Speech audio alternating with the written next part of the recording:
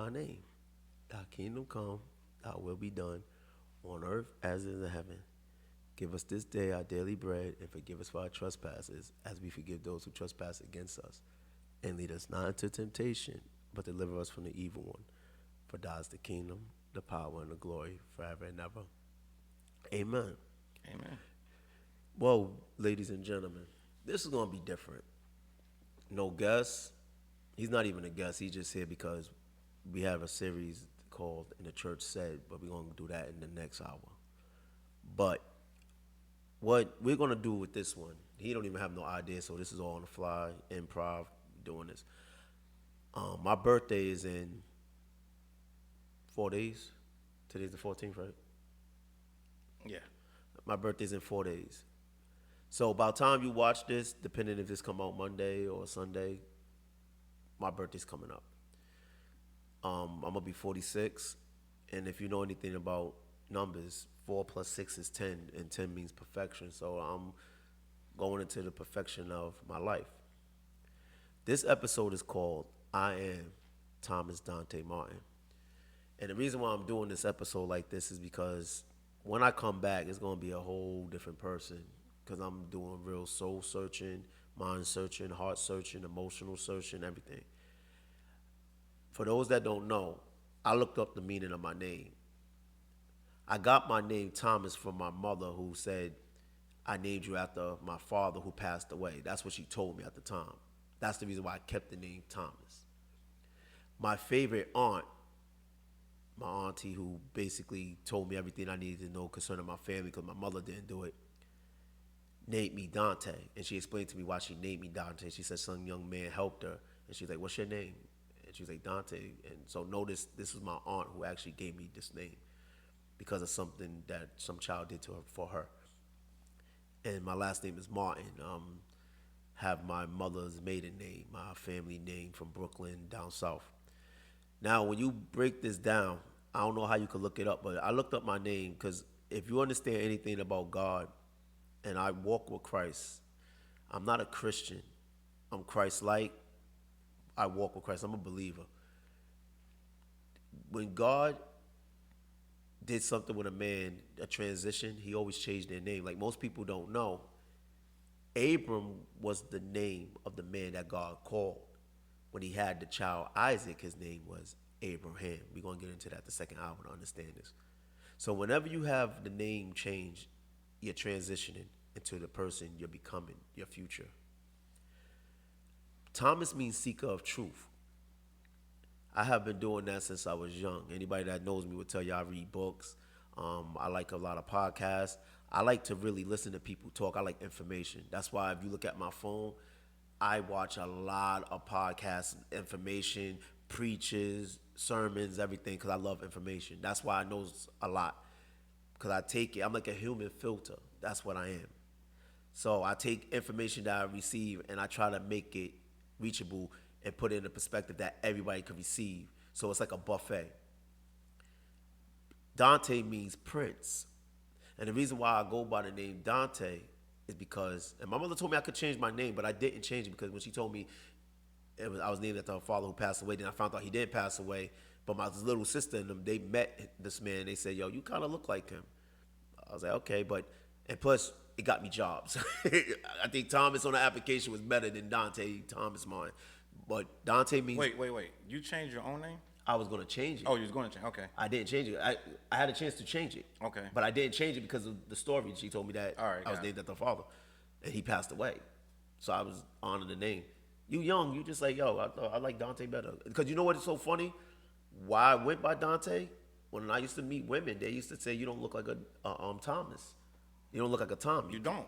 So I was like, well, my name, Dante. They say that's what you. So, and then what happened is, I was trying to kill the person Dante, but when I went to the post office, this young man I introduced myself as Thomas or Tommy, and he watched my video. I think it was We Do, and because it said Dante, he started calling me Dante, and it picked up.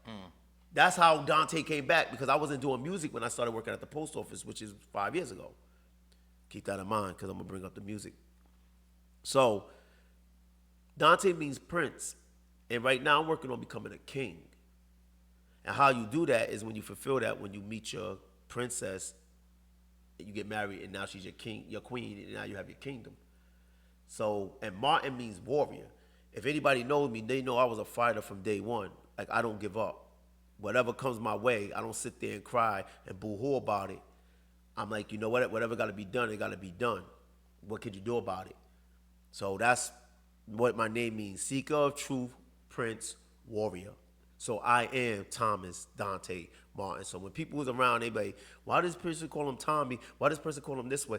If you want to know something, pay attention to my name. Because anybody that know me and call me Thomas or Tommy, that's my past. Dante has fulfilled the music. Dante has fulfilled the author. I became an author, wrote books. Most people that know me in my past don't even know I'm an author. Most people in my past don't even know I'm a part of a podcast network. You see what I mean? So when my name got changed, what happened? That's when greatness came about. So that's why I go by Dante Martin. Dante Martin, I'm a warrior. So I am Thomas Dante Martin. And I am becoming a king. That's my goal for 46 and beyond. So Challz, I just wanted to introduce that. So the whole point of why I'm breaking this down is one of the things I don't like, me personally, I'm an open book. Whatever you want to know about me, I'll tell you. I don't have no agendas. I don't have no intentions. Like, even when I did things with females, they'll tell you I was always direct and straightforward. I never would sit up there and say, I love you. I never told a female I love you because I only have one heart to give, and whoever I give my heart to, that's the person I'm going to actually say I love you to. And most females that know me would tell you, they would say, nah, he really don't tell you he love you. But I have a love for you. So I want to put that in a proper perspective. But I'm a straightforward, I'm an open book. Two things I don't like: don't tell me how I'm feeling, and don't tell me what I'm thinking. Because I could tell you how I'm feeling and thinking. If I'm feeling a certain way, I'm going to let you know. I don't really hate people or got a thing against people, because my thing is I've never been jealous of anybody. I don't care what you had, because there's a saying, trying to keep up with the Joneses, right? Mm-hmm. But I was so smart and young at the time when I was just like, well, you notice when you try to keep up with the Joneses are trying to keep up with somebody. Right. So it's going to be another ending battle if you're trying to keep up with all these people. You could never keep up. And then my thing is, I'm like, I'm going to try to keep up with the richest person in the world then. Mm-hmm. Because that's the ultimate goal, to keep up with somebody. But I never tried to do that. I stayed within my own lane. Whatever, I always say this to people, and people that know me, that's close to me, always know I said this: whatever's meant for you, you're going to have. Nobody could stop it, because you're supposed to have it. So everything that I have in my life was meant for me to have it. So me being poor when I was younger and struggling and becoming of my own, and now that I have finances where I could just go in dealership and buy cars straight out cash, it doesn't define me as a person. It doesn't think I'm better than a person. It just goes to show I could do things that the average person can't do. Because that's all money allows you to do, is to do the things that you couldn't do if you didn't have the financial structure. Right. So let's keep that in mind. That's why I'm trying to put everything in a proper perspective.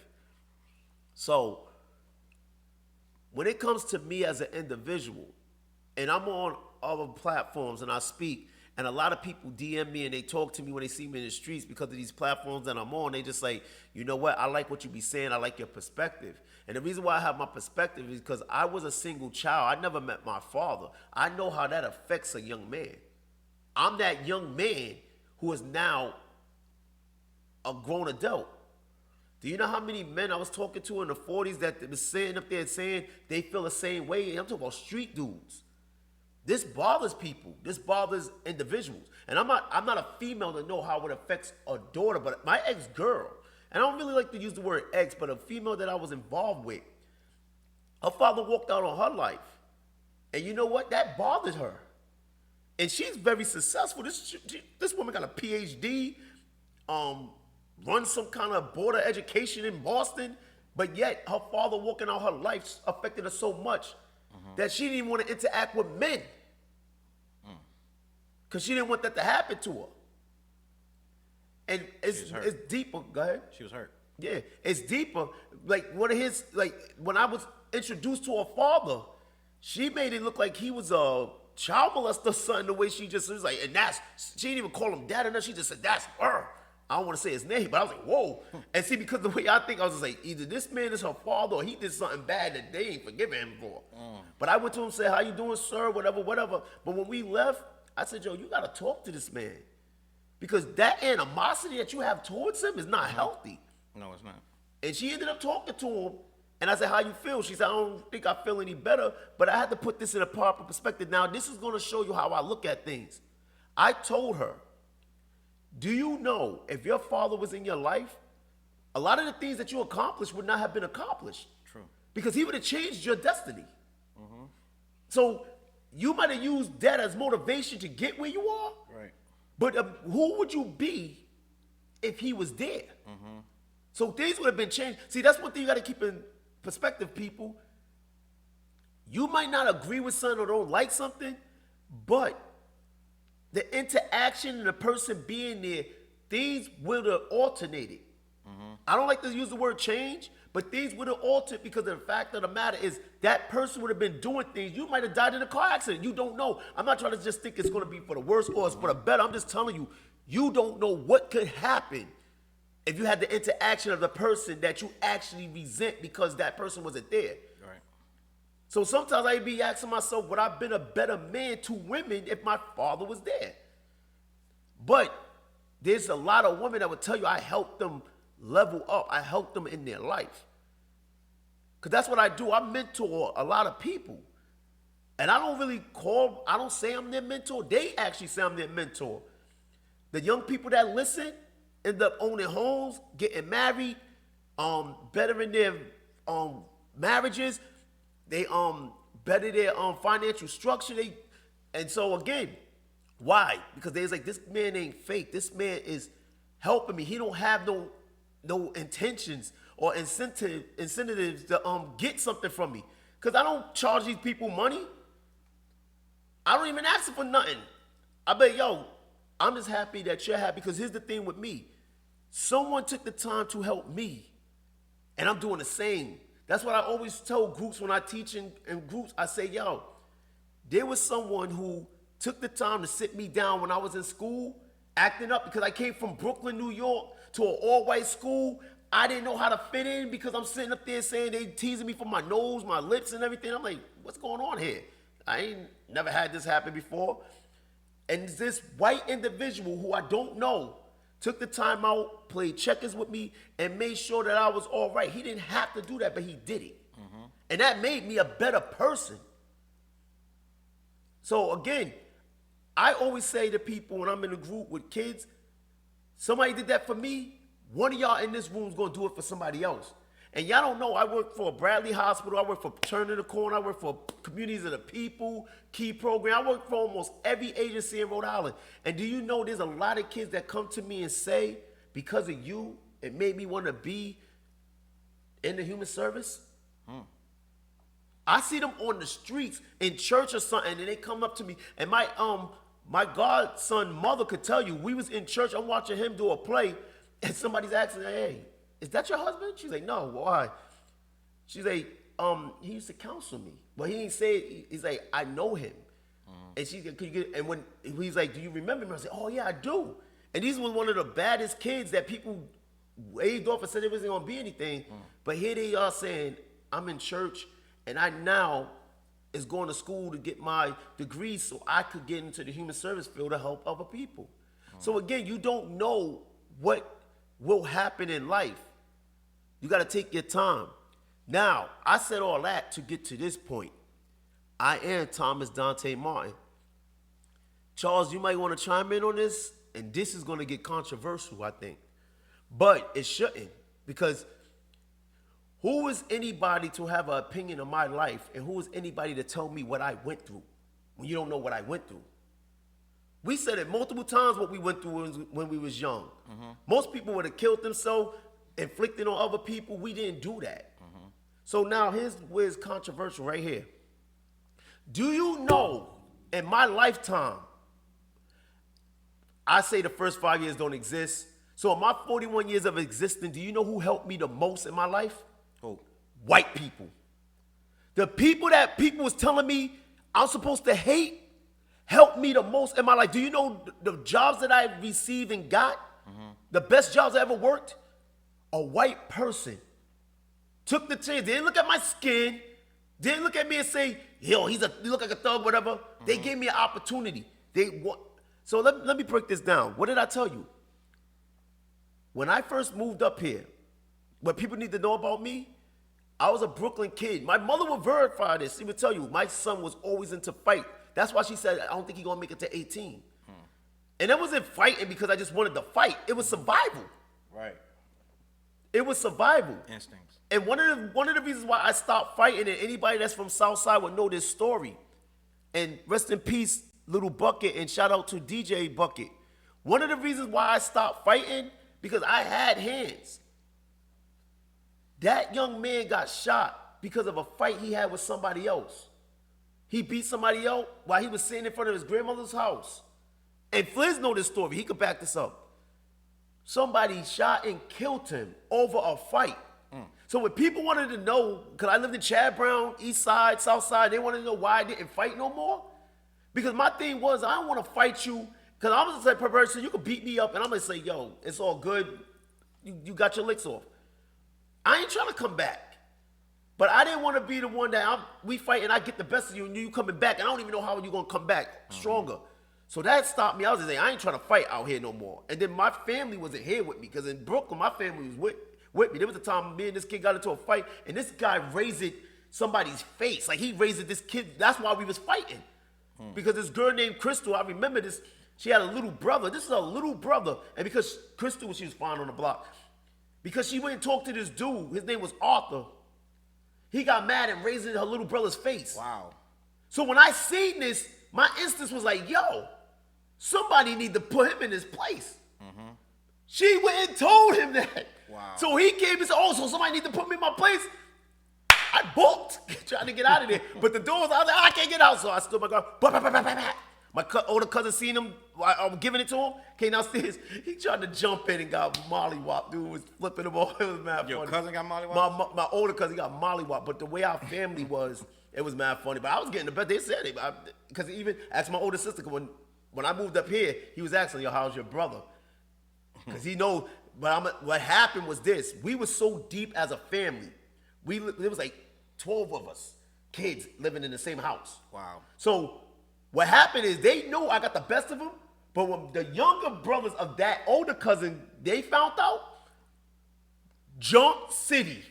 They jumped him bad. They was like, yo, you touch any of our family members, this is what you're going to get. Even though they know I won, they wasn't having that. So I'm just telling you, my thing was all about survival. So when I moved up here, 10 years old, because I was in the 5th grade, because I graduated when I was 16.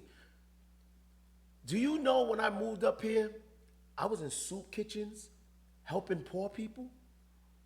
I had a desire for that. I was studying, trying to be an altar boy. I was going to church. Didn't even know why. That was the school I went to, St. Patrick's, that still exists. Mr. Raymond knows me. That's why he was like, he seen me at the post office. He's like, I know you, but I don't know your name. Because I still look the same. And they know me for being in the choir, reading my Bible, and helping the poor out. While people was celebrating Christmas, I was in soup kitchens, helping the poor, giving away gifts. I moved up here when I was 10 years old, and I kept going back. My mother said, you don't get back up, I'm going to disown you, but that's another story. But again, we moved to Challz Brown, and that stopped. Because I used to live in Smith Hill, around the corner from St. Patrick. I could walk there, but Chad, I couldn't. Do you know, rest her soul, Miss Taneway? I would say the dead name because they are no longer here, but if you're alive, I'm not going to say your name. She came to the projects to try to take me away from my mother because she said, your son got so much potential, you just don't recognize it. Why she want to take you from your mother? Because she wanted to maximize the ability that she seen in me, that she didn't feel like my mother was doing. All right. See, remember, I'm a child. Because I moved to Chad, I think, when I was 12. Because I went to Isaac Hopkins when I was in Chad. Like we was the first graduation class when they reopened the school.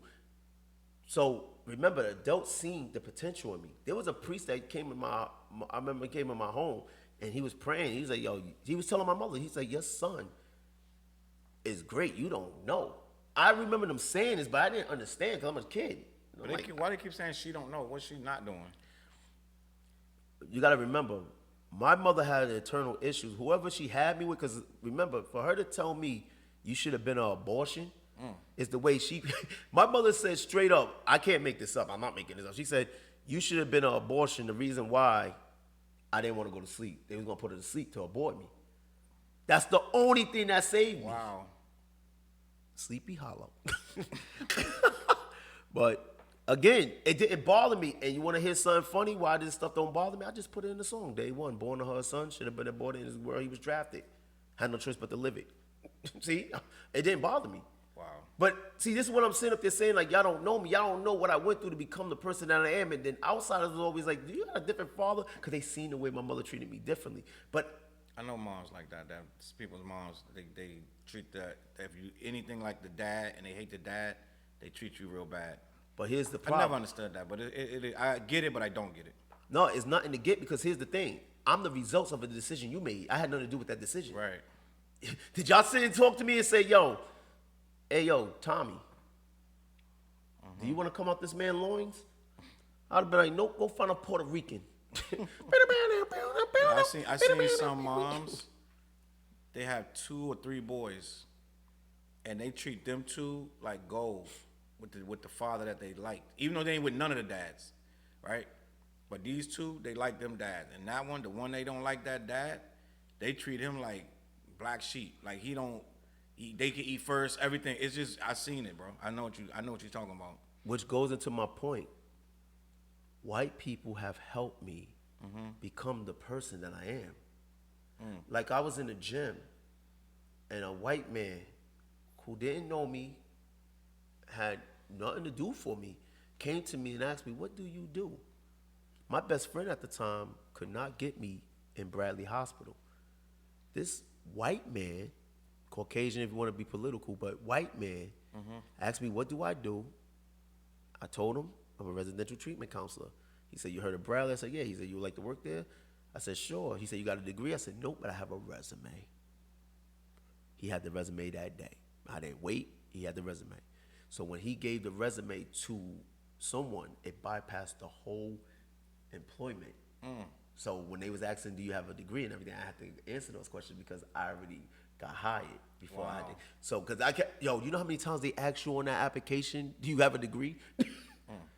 I think I seen that question like 20-something times. I was like, dang, they don't play with that degree stuff. But anyway, and you want to hear something funny? I got paid more than the man that got me there. Because my resume was so, I worked at so many different programs that when they seen it, they was like, your experience is off the chain. That's why they hired me. And she said, you never made it about you. You made it about the kids. Because that's what I did. I always made it about the kids. It was never about me. I'm a counselor. My job is to counsel kids. I was therapeutic. I'm a little therapist. I was helping them. So that happened. What else happened with like even at the post office, who hired me? A white woman. She was like, I would work with your mother. She said, how far could you be from her? She retired. She's a good worker. And she actually said, you are a great worker. She worked with your mom? She worked with my mom. That's why she hired me. She tricked me. It was mad funny because she was like, you ain't do your application right. First of all, I ain't do my application. Somebody else did it. Somebody on the phone. I ain't even. That's the craziest story. I might have to say that, and the church said amen. But what happened was I called some number. I don't know what the heck this number was, but I called the number, and a girl named Miracle answered the phone. I was like, what? I can't make this up. Your name is what? I said, I've been in church all my years. I never heard of a woman named Miracle. That's what I'm naming my daughter now. But that's who filled out my application. She filled out the position I didn't even know existed because I was trying to be a mail handler. So the position she filled me out for is the position I actually work now, and it pays you better. Wow. See, this is how God works. But anyway, so I am Thomas Dante Martin. So again, through my walk of trials and tribulations, I know I got stabbed. I didn't do what the person thought I did. I'm still alive, I'm breathing, whatever, and I don't hold no bitterness or resentment towards people because when it doesn't do anything. So here's the thing, and I tell people this all the time. If I would have killed the person or hurt the person, and I went to jail. Guess what? I'll be sitting in jail wishing I didn't do it. Correct. I'm alive and breathing. I'm like, With a good life. right. So I can't think about what I would have been doing, what I didn't do, what I could have did to get in that position. And my thing was, and for all you street dudes, I didn't snitch on the dude. I seen him multiple times after. I even seen him when I was with my dudes. And they was ready to rush him. And I said, no. I went and hugged him. And the shorty that was involved with her father, guess what she said? You gotta be the dumbest dude I ever met in my life. Because she was a vengeful person. She was always about. I was like, listen, y'all gotta understand something. This is what I said when I woke up in the hospital. She called you dumb? She called me dumb. Because she was like, how could you hug the person that tried to kill you? But I always said, if it was meant for revenge, then I wouldn't be alive. I said that in the hospital. People that was there, they would tell you, there was a bunch of people in my room, my hospital room. And there was a bunch of people when I came home. It was at my house. It was like, kind of like when Biggie passed and everybody, that's how I would look at my house because people thought I died or whatever. But, so, again, I always said, if you want me to hate someone that helped me, how much more should I hate those that sold drugs to my community? They look like me. Those that's killing other people that look like me. How much more should I hate them? See, you can't have me hate some. That's how smart I've always been. I was just like, I can't hate someone that didn't do something to me. They did something to my ancestors. So I could be mad at them and their ancestors, but these people that didn't do anything to me. Because again, if I was to sit up there and say, nah, get away from you, cracker. Most of the jobs that I got, I went and got. And for those that sit up there and say that I had to bow down a massa or whatever what terminology you want to use for me to get them jobs, I didn't have to do none of that. I've been me. One of the things I never do is compromise for nothing. What you see is what you get. I've told you, I'm an open book. I don't go change my voice or nothing. I tell you what the reals. I give you a story. It was mad funny. When I went to go meet the postmaster in Attleboro, now that's a white city for those that don't know. My application said, we'll be on time, on shift, and off schedule shifts. This man said, now my interview was at 11. Guess what time I was there? 10. And they had to go look for this man. And the first thing and the only thing he said to me was, we'll be there scheduled days and non-scheduled days. You ain't lie about that. Hired me. Because he was like, because of your work ethic. And you want to hear something funny? Go ask anybody. You matter of fact, go check my records. I only been late once, and I did that on purpose because I know I'd never been late. One of my mentees was leaving, and I was at her party, and I was saying goodbye to her because I know there's a possibility I might not see her again, and that's why I was late. But other than that, never been late at this job. And I've been there. And you go to another job, they'll tell you I never called out been late for 9 years. Wow. So again, you want me to hate someone that actually helped me. This was always confusing to me because even when I dealt with white women, they treated me better than black women. That didn't make sense to me. Hold on. So let me just put some perspective. So Put some perspective on it. some people they're gonna say they're not the only ones that helped you. Some people are gonna say you got helped in other ways, just coming up as a kid, just that black family love structure that you may have got, even if it wasn't directly from your mom, someone in that family gave you the structure to be the man who you are. You know what I'm saying? Charles, you know what gave me the structure? What? So you got to ask the question, what gave me the structure? The Bible. That's one. Okay. But I told you before, when I was young, when I was 5 years old, and I remember this, my mother, and she'll tell you these stories. As soon as she taught me how to cross the street, I was out. Like, I lived in Brooklyn. I'd be on the other side of Brooklyn, but I knew how to get back home and stuff at 5 years old. You know why I never been to jail? Because my mother would keep me in the house. She punished me so much. She was doing her own ACI or training school. She kept me in the house for so long. I'm like, Dad, how long I'm gonna be on punishment? The whole summer or whatever. He was a bad kid. Dude, it's not that I was bad. I was like Curious George, you monkey. That's why it was my favorite book. I was very curious, and I was always around older people, and they was educating me. Like I told you, the Jamaicans educated me. Yo, man, this is why I'm a man of my word, and I stand on principle. Because they was like, yo, let your word be your bond. That never left me. I was like, what the hell that means? They be like, yo, whatever word you're gonna say, you should become that word. Be that word. Because they say if you do what you're supposed to do, you're going to get far in life because people are going to be able to trust your word. Charles, did I live by the same thing. Right. So again, here's what I'm sitting up there saying. People gave me, just because I didn't have a father doesn't mean I wasn't going to learn. I wasn't bitter to not have a father because, again, there was father figures in my life. Well, let me not say father figures. It was one person. And there's things that he instilled in me, but he didn't really instill fathership in me. Because, like, for instance, I heard that this dude used to play with Kareem Abdul-Jabbar, Lou Alcindor. Because when I used to go to my grandmother's house, or their grandmother's house, and there was a bunch of trophies and stuff. I was like, who trophies this dude? So he played ball, and guess what? He didn't get none of his sons in basketball. So then when I started playing on my own, because I taught myself, but my dude taught me, he was just like, yo, and they showed me how to dribble, and I'll go out there and practice myself. All day, I'll just be shooting jump shots and everything. That's how I taught myself on the board. And when I started playing, it's like, I didn't know you was this good. I'd have got you into it. What? Again, I didn't know about NBA, college, and a lot of people say you should have played college ball. I didn't know nothing about it. Who was there to teach? This is what I'm saying. These people wasn't teaching me some stuff. Just like that's the reason he didn't teach his kids. Something about it that he didn't want to get his kids into it. It's something. Well, listen, I'm not his kid, so I can't speak from his perspective. But he was out on the streets. Like, he was a gigolo. He was like into multiple women. Because he left my mother for a female or whatever. But that's his story. I ain't going to talk his story. So what I'm sitting up there telling you, I'm not sitting up there saying my mom didn't play a part in my life. She took care of me. Just like I said in my book, it was my mother's job to make me a boy. It was my job to make me a man. She took care of me as a boy. She'd tell you, as soon as I learned how to fly out the nest, I never came back. I wasn't one of them kids that had to come and say, Mom, I need this, I need that. I don't know if that bothers her. We ever had a conversation, which we never do. I don't know how she thinks towards me and everything. She probably think I'm, because you used to always say I have a black heart. It's not that I have a black heart. Like I said, it's survival. I'm trying to survive out here. Because, like, when it came to, like, getting school clothes and everything, my mother she'd get us enough. But I felt it wasn't enough, so I had to go mow lawn, save money, and do what I needed to do, get more school clothes or whatever. But again, you're trying to fit in and find yourself sense of belonging. That's why I be saying these things, because again, you know what makes me effective as a counselor?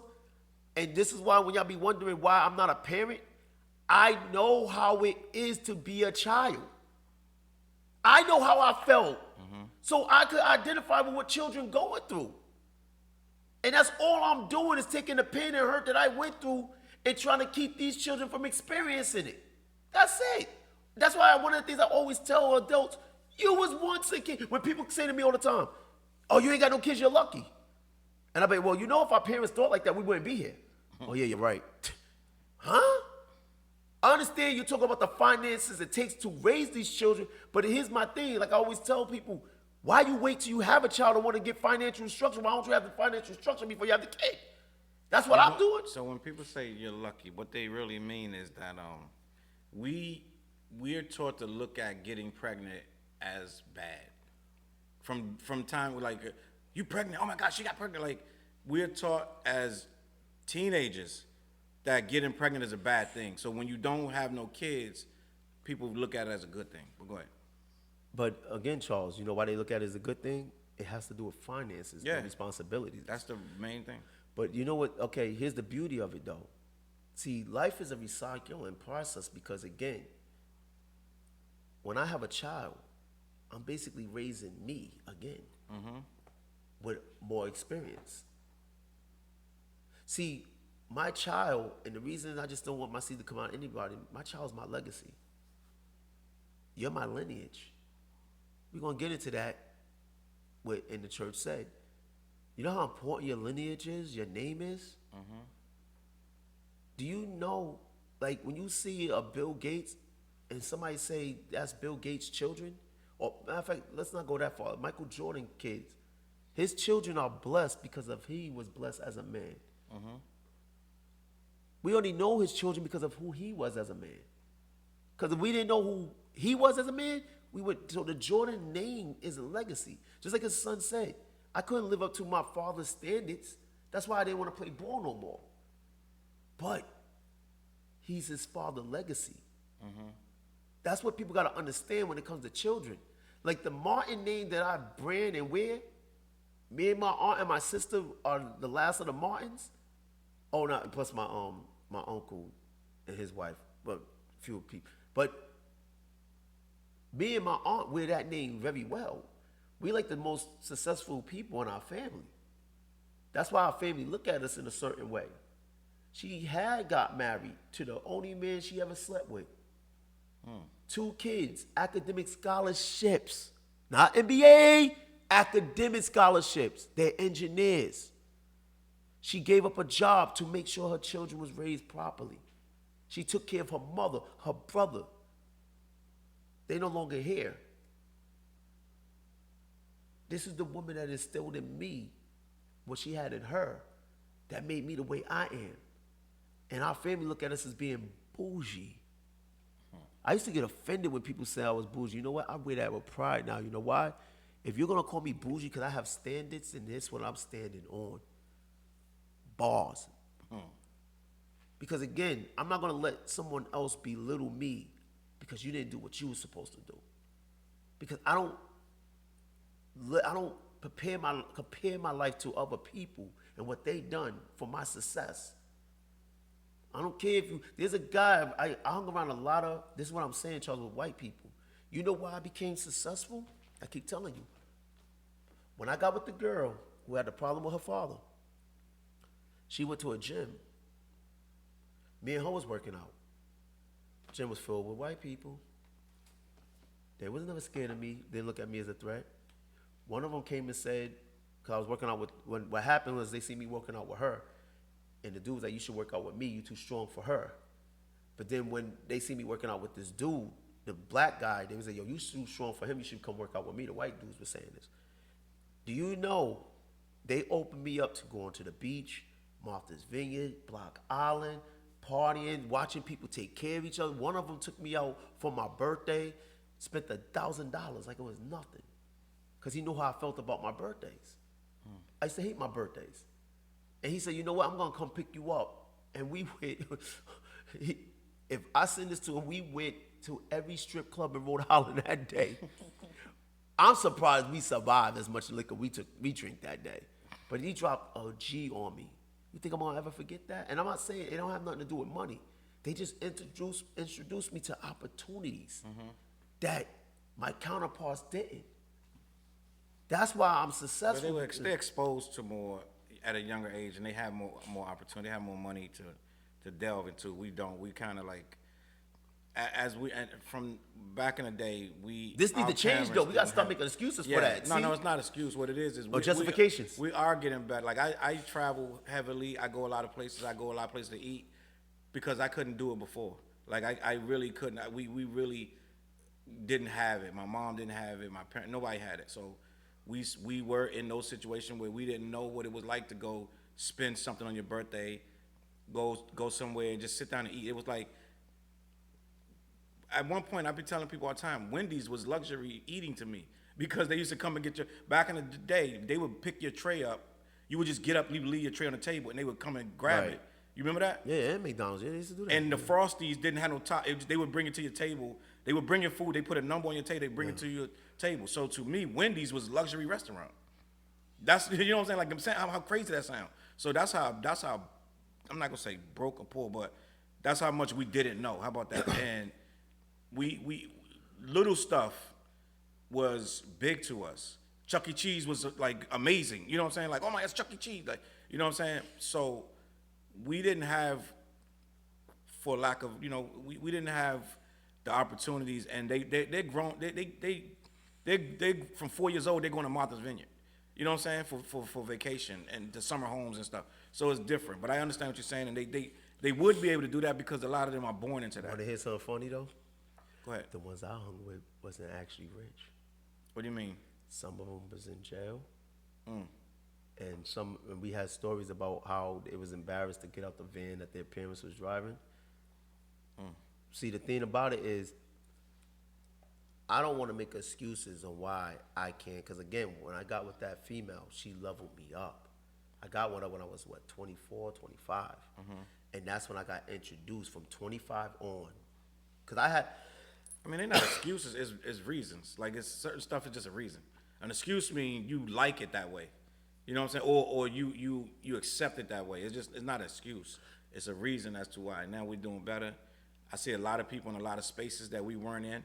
You know what I'm saying? Like, a lot of people, when we go, didn't nobody black used to do brunch. Right. That wasn't even a word. Like, when I first heard that word, like, what is that? That's dumb. It's breakfast and lunch. Like, we're like, what? That's dumb as hell. And now, where everybody at? They at brunch doing hookah. You know what I'm saying? But before that, people wasn't doing all that. So people are, we're assimilating to the culture of America. All kind, not just black people, Spanish people, like Asians. I'm seeing a lot of people, a lot of cultures are culturally doing better, putting their kids in private school. You know what I'm saying? We're doing financially. One of the most increased college person is our females. There's more females in college than anybody right now of color. Women are advancing themselves faster than they've ever done in the history of humans. Like right now, you got more women and people of color making six figures and doing a lot more now. So it's not, you know what I'm saying? It's not like it used to be. Before, you only got that from basketball, drug dealing. Somebody got you in a good government job and you stayed there for 25 years. Now it's way more opportunity. So we didn't have those things back in the day. So that speaks to what you were talking about, how you see these people showing you, they're elevating you to these different things. But, you know what I'm saying, because we didn't know nothing about it. Well, here's the thing. I'm not putting no one down or saying someone's better, a race is better.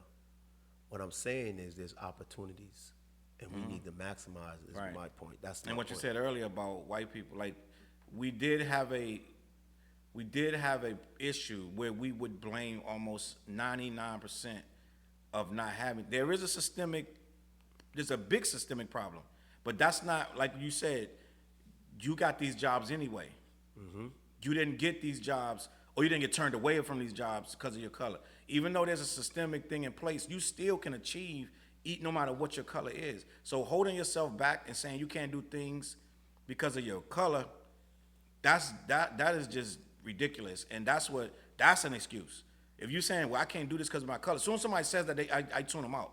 Because I can't live my life like that, talking about, oh, I didn't do it because the white man won't let me. You're making a lot of sense with that, where no, that's not an excuse for failure. It does happen. There is systemic racism, but that's not a reason for you to not have nothing. Because there's opportunities out there for every single color. So I get it that people want to say, oh, systemically, blah, blah, blah. But we overcoming that, and we've been overcoming that for a while. And if the playing fields are level because you can level them yourself. Well, I'm glad you brought that up because now I'm going to pivot that direction. So, ladies and gentlemen, when I got stabbed, a reflection of me, somebody black stabbed me. Because as we growing up in the hood, they say nobody should talk to the police. The police told somebody I killed somebody's brother. When I'm like, if you knew my story, I always hung with older people. So at the day in question, I was in a casino. I was 18 years old in the casino when it first opened up because I hung with older people. I was like, dang, I got a baby face. They're going to kick me out of this. I look like a kid. I look like I was their son. That's how young looking I was when I was 18. But I had fun, and we went and watched Batman Forever or whatever. That corny movie. I'll never, ever watch that again. But that was with Batgirl. That's one. Number two, Charles, you know who put me down more than anything? People that look like me. I mean, we hate ourselves. We're raised to hate each other, and it's from slavery. You are told you're nothing and you're less than. So you're gonna project that same. But here's the thing. Hatred on your own. This is what I keep trying to say. Okay, I never did that. The thing about it is, we as individuals have to take accountability for what happens to us. But let me put that in a proper perspective as well. If you're not brought up properly in your home, and Right. your home structure ain't right, you ain't gonna know what to look for. So you can have anger built up. So I can understand if you're not properly. That's why in my books I say it starts in the home. The disconnect for those that want to read it is on Amazon. I made it cheap because people say, "Why you ain't pay charge more?" No, I want the information. So again, if you didn't have a mother and a father structure and your parents was on drugs or something, because there's a lot of people that have these built up anger issues that started in the home and then they go into society and society's beating them up. I understand and get it, but here's my point. The reason why I told the stories of everything that happened to me, molestation, abuse, neglect, and all that, is because if I dwelled on those behaviors instead of healing from that, I wouldn't be the man I am. That's the whole point of these conversations.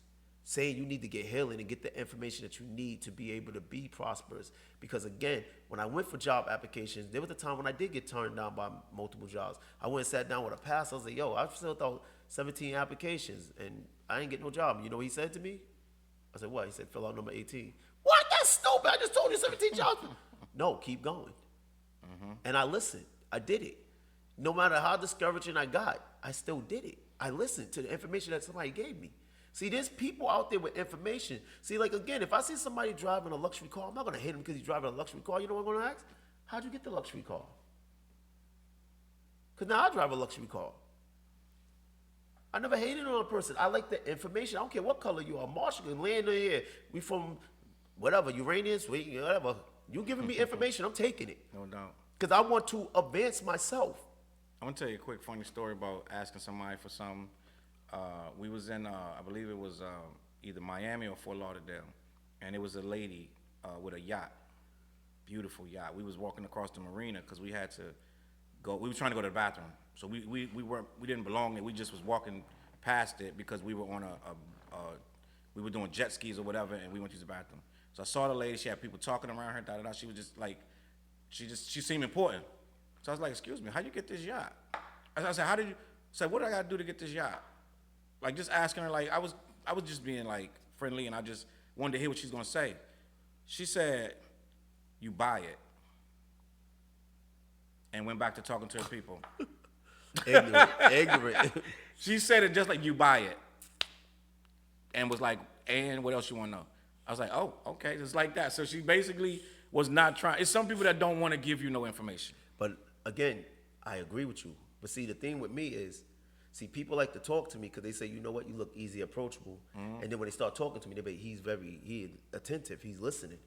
Because again, ladies and gentlemen, if I'm trying to get somewhere and I've never been there before and I see somebody there, why wouldn't I listen to them if I'm trying to get there?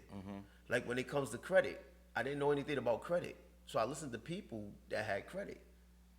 I didn't just go in there and once they gave me a little information, because like how I got my credit, you know how I got my credit, this is what I did. I went like what I thought, I used because my mother was like, because I used to always use bunch cash. I never had credit. So my mother told my sister, baby father at the time, oh, take him to go get a car or whatever and everything, show him how to do. He's supposed to be educating me. So what I did is I went to the bank and I went and took out $3,000. Because my logic was like, yo, if I got $3,000 cash, they ain't going to let me walk out of a dealership with this. They're going to want that money. So when we went to Volkswagen first, this is when anybody that know anything about East Providence, it was Scott's Volkswagen and there was Fox Toyota. So I went to Volkswagen and they had a Passat and they were selling it for 11 grand. I was just like, you know what? I'll be back. Let me remember my first car was a Volkswagen, so I know how much them things cost to fix. I was not trying to dive in that again. So we went to Toyota. So I seen this Camry, the sticker price was 15 on it. So I'm looking at it. So I was talking to the dude, whatever. And I said, yo, what's the least you'll come off this car? He said, we can't do this and this. And I said, well, Scott Volkswagen right now selling a Passat for $10,000. I told him lower than what they actually was selling it. He's like, oh, let me see what I could do. He came back. He's like, yo, we could give you the car for $10,900. Bet. That's how I got they gave me a 6-point score on credit. And I was just like, man, I'm not having no 5-year loan or whatever this is. So what I did, they sent me a credit card. Somebody sent me a credit card. I looked at the credit card. I was like, you know what? If I take this credit card and pay the car off, what would happen? When I paid the car off with the credit card, I took the full coverage off, got liability, and used the full coverage payment to pay off the credit card. Wow. Shot my credit score up. The credit lady was like, who taught you to do that? I said, nobody. I just figured it out. I was like, I don't like owing people. That's the thing. I don't like owing people. So if any way I could get from owing somebody, I was like, I'm getting out of that because I didn't want that loan. I didn't, because I knew, I was like, wait a minute. Because one of the things about me, I was too smart for my own good when I found out, hold up, you making money off of me? Because I took a loan? Nah, I don't like that. That's why I always pay my credit cards off in advance. Because I'm like, nah, y'all not making money off of me. You ain't making no interest off me. That's how they establish your credit. Right. The money they make off of you is how you establish credit. So if you go and give a credit company $5,000, you got great credit. Because they made the money. That's all they want, is to make money off you. So the whole point of this conversation, I am Thomas Dante Martin, and we dived into a lot of different things, but I'm trying to give you the basics. Here's the whole point. You are your own individual. If you're watching this, here's your opportunity and your chance. Notice I prayed first. Here's your opportunity and your chance to better yourself, because it starts with you. Whoever you allow into your life, and they do you wrong, you got to look in the mirror because you allowed them in your life. Why did you? It's not their job to be honest with you. It's your job to be honest with yourself. And we use this term like red flags. If there's a red flag or your intuition tell you something ain't right, I think you should listen to your intuition. Because you should address why your intuition is going off like that. And I'm not sitting up there saying a bad person can't turn good, and I'm not going to say that a good person can't turn bad. Because it can happen both ways, vice versa. I've seen it happen. People that you thought would never betray you, and people that you thought will betray you, don't. I'm just saying, here's the thing I'm telling you, this is the best advice I'm going to give you. And I want you to hear this clearly before we go. Number one, it doesn't matter what happened to you in the past, you cannot change it. The only thing you can change is your future. And how you do that? By altering your presence. That's one of the reasons why I'm having this conversation. I do an evaluation of my life every year around my birthday, and I say, where was I at last year? And did the goals that I set myself for, because I'm about to do one with my somebody I'm mentoring right now, I said, me and you going to set goals so you can see how I do it. What did I do to better myself this year? Well, I could tell you this much already. I had a fire, and I was living in somebody's apartment. They wasn't living with me, but I was paying them rent. We had a falling out because we had a disagreement. And she said, you got to go, whatever. I left. This man moved me out, shouted him out. And what happened? Got a new apartment, got it right, and bought a new car. Now, last year, that wasn't even on my list of accomplishments. So if somebody would have told me last year that you was going to have a new car, new apartment, that's a plus for me. So now that I have that, what's my next goal? Which is into number 2. What I do is I seek wisdom from the people I want to be like or know they can help me. And what I mean by be like, I'm not saying I want to be them. If I want to get in the field of somebody like in the human service field, I listen to everybody that I needed to listen to in the human service field to be the best counselor I could be. That's what I mean by seeking information, reading books that could help me be a better counselor, better understanding, empathetic. When I learned that word in college, I became that word, putting yourself in somebody else's shoes. So I got information, because I remember when I went to this church and they said, you need a library card. I was like, what do you need a library card for? They was like, so you have access to information. And especially right now, we can sit up there and Google anything you want to Google. You can Google how to be a better person and something's going to pop up. Mm-hmm. So again, you can sit up there and dwell on your past, but guess what? If you don't want your future to look like your past, you need to change your present. So what are you going to do today? Stop making excuses and justifications. Do something is the point. Do something. Talk to people that you feel you're comfortable you can talk to. If you got to talk to a therapist, talk to a therapist. If you can talk to a close friend, talk to a close friend, relatives, whatever. You want to talk to me, you can talk to me. Because I love helping people. And number 3, patience is a virtue. I hate that saying, patience. I hate that word. But honestly, you need patience because I'm going to tell you right now, it takes second by second to get where you're trying to go. Before you get to a minute, before you get to an hour, you have to live the second. So as I'm speaking to you right now, I'm living these seconds. I don't know what I'm going to do. Going home, something bad could happen to me. And this could be the last time somebody hear my voice. We pray to God doesn't, but that's how things happen. What are you doing with each and every second you have? That's the reason why I'm doing this. This is called closure. Because what y'all not going to see me for a while because I'm about to go deep surfing in myself. I'm going to find out how could I better myself. And until I find a way to better myself, I'm not going to be out in the public like that until I know what I want to do with myself. How could I be a better person? One of my goals is to get married. If I have a child, I have a child. I want to. And the way the world's going, it's kind of like scary and whatever, but I have faith in God to believe and know, Lord, if you're going to give me a child and you're going to bring a child in the world through me, you're going to show me how to raise this child. So I'm not scared on that part because I know you got me. You didn't bring me this far for me to fail. So I'm not telling you, if you notice, I ain't tell you to believe in God or nothing. I told you believe in yourself. Because before you can even believe in God, you have to believe in yourself. Because most people blame God for the situations they're in. Because they be like, if God is so loving, why he's allowing people that hurt me? So that's why it has to be in a proper perspective. Because people can come and say, Jesus love you. Well, all I'm seeing is his hate. And believe me, I have heard it. And I felt that as well. Even in the Bible, you can read the story of Job. His wife told him, why don't you curse God and die?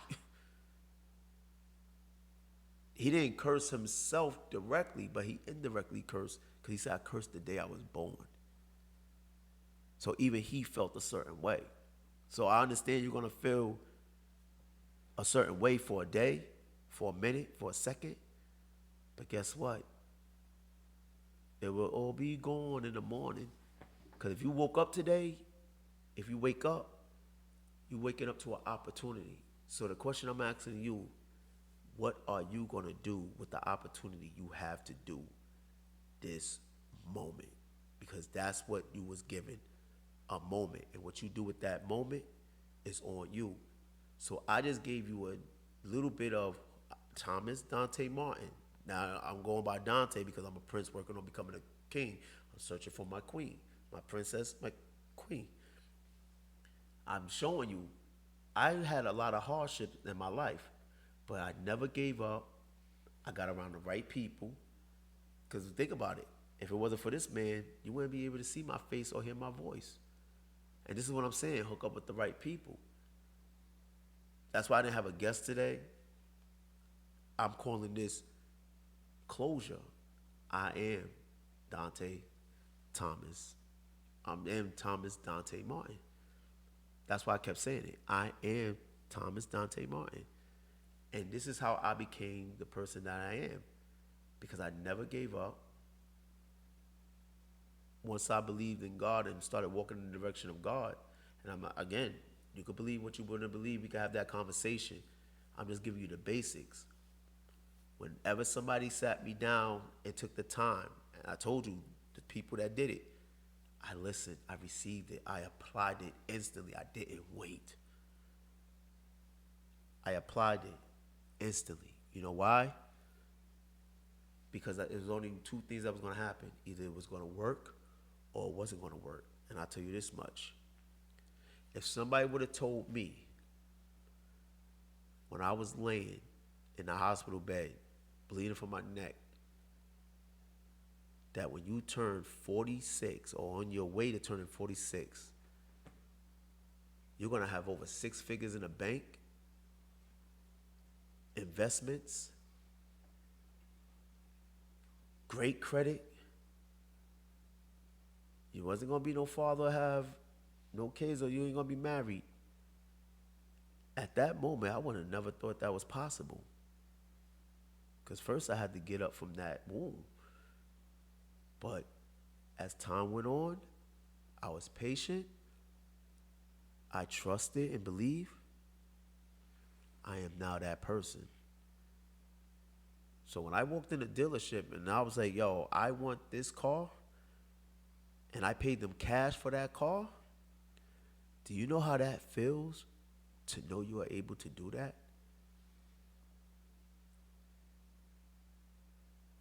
That is the results of the work I put in. And I'm hoping, and this is what I tell everybody I mentor, they'll tell you, they're younger than me. I want you to be better than me, than where I am right now.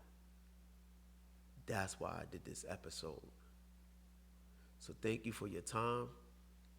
I hope you learn from this.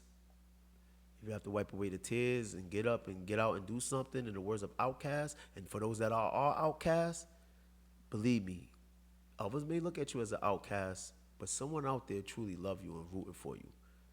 Those are the people you should be putting yourself around. Because if people don't believe in you, again, believe in yourself. And take your time to get around the people that do believe in you. Because then when you meet those people, guess what they will do?